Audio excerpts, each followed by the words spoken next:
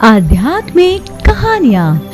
नमस्कार दोस्तों, स्वागत है आप सभी का एक बार फिर से आपके अपने पसंदीदा YouTube चैनल आध्यात्मिक कहानियों में। दोस्तों, आज मैं आपके समक्ष महाराज राम के राज तिलक की घोषणा के बारे में एक छोटी सी कहानी प्रस्तुत करने जा रही हूँ। इससे पहले आपने सुना कैसे राम, लखन, भरत और शत्रुघ्न अपनी वधू को लेकर अयोध्या आए थे और राजा दशरथ और माता कैकेयी, कौशल्या और सुमित्रा ने कैसे उनका स्वागत किया था। आज के इस वीडियो में मैं आपको बताऊंगी राज तिलक की घोषणा। चलिए शुरू करते हैं। कैकेयी पहुंचकर भरत अपने भाई शत्रुघ्न के साथ आनंद पूर्वक अपने दिन व्यतीत करने लगे। भरत के मामा अश्वपति उनसे उतना ही प्रेम करते थे जितना कि उनके पिता राजा दशरथ। मामा के इस स्नेह के कारण उन्हें यह नहीं लगता था मानो वे ननिहाल में ना होकर अयोध्या में हो। इतने पर भी उन्हें समय समय पर अपने पिता का स्मरण हो जाता था। वे उनके दर्शनों के लिए आतुर हो उठते थे। राजा दशरथ की भी यही दशा थी। यद्यपि राम और लक्ष्मण उनके पास रहते हुए सदैव उनकी सेवा में संलग्न रहते थे, फिर भी वे भरत और शत्रुघ्न से मिलने के लिए अनेक बार व्याकुल हो उठते थे। समय व्यतीत होने के साथ साथ राम के सद्गुणों का निरंतर विस्तार होते जा रहा था। राजकाज से समय निकालकर आध्यात्मिक स्वधात्य करते थे।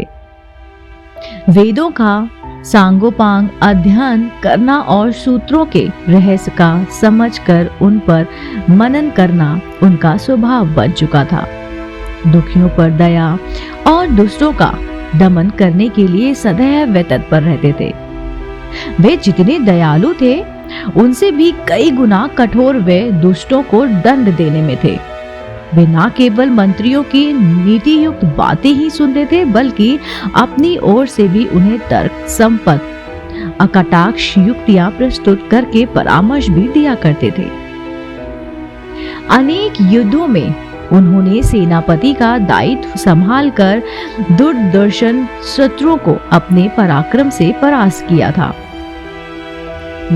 जिस स्थान में भी वे भ्रमण और देशटन के लिए गए, वहां के प्रचलित रीति रिवाजों, सांस्कृतिक धारणाओं का अध्ययन किया, उन्हें समझा और उनको यथोचित सम्मान भी दिया।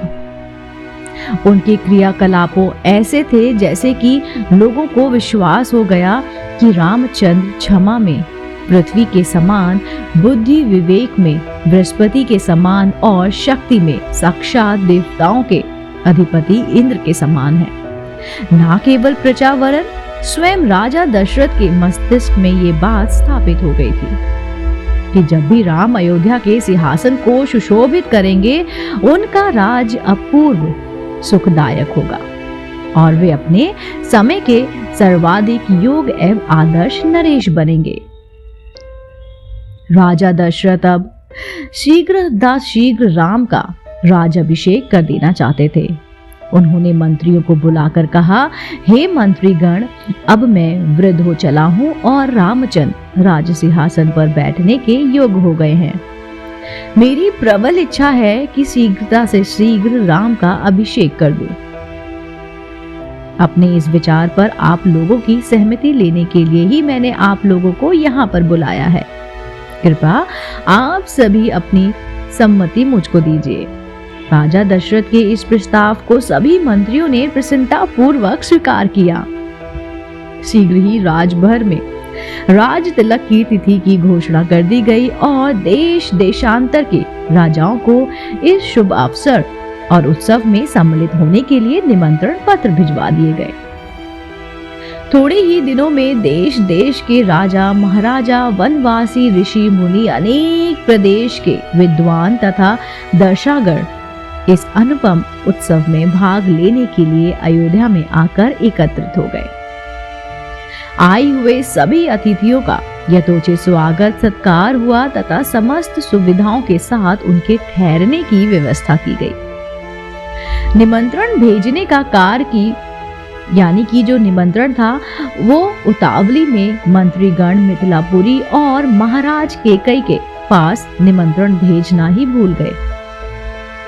राज तिलक के केवल 2 दिवस पूर्व ही मंत्रियों को इसका ध्यान आया। वे अत्यंत चिंतित हो गए और डरते डरते अपनी भूल के विषय में महाराज दशरथ को बताया। यह सुनकर महाराज को बहुत दुख हुआ, किंतु अब कर ही क्या सकते थे। सभी अतिथि आ चुके थे, इसलिए राज तिलक की तिथि को टाला भी नहीं जा सकता था। अतएव वे बोले, अब जो भी हुआ सो हुआ, परंतु बात बड़ी अनुचित हुई है। अस्तु में वो लोग घर के ही आदमी हैं, इन्हें बाद में सारी स्थिति समझाकर मना लिया जाएगा। दोस्तों, यह थी कहानी अयोध्या में राज तिलक की घोषणा। अगली कहानी मैं जल्द ही आपके समक्ष लेकर उपस्थित होंगी। राज तिलक की तैयारी बनी रही है। आपको अगर ऐसी ही धार्मिक और पौराणिक कहानी कथाएं सुनना पसंद है तो आप मेरे चैनल आध्यात्मिक कहानियों को तुरंत लाइक कीजिए, शेयर कीजिए और सब्सक्राइब करना बिल्कुल ना भूलिए। मैं आपके समक्ष ऐसी ही रोचक कहानियां प्रस्तुत करती रहूंगी। आप देख रहे थे आपका अपना पसंदीदा YouTube चैनल आध्यात्मिक कहानियां। अगर आप राम के भक्त हैं तो मेरे साथ कहिए जय सिया राम, जय जय हनुमान।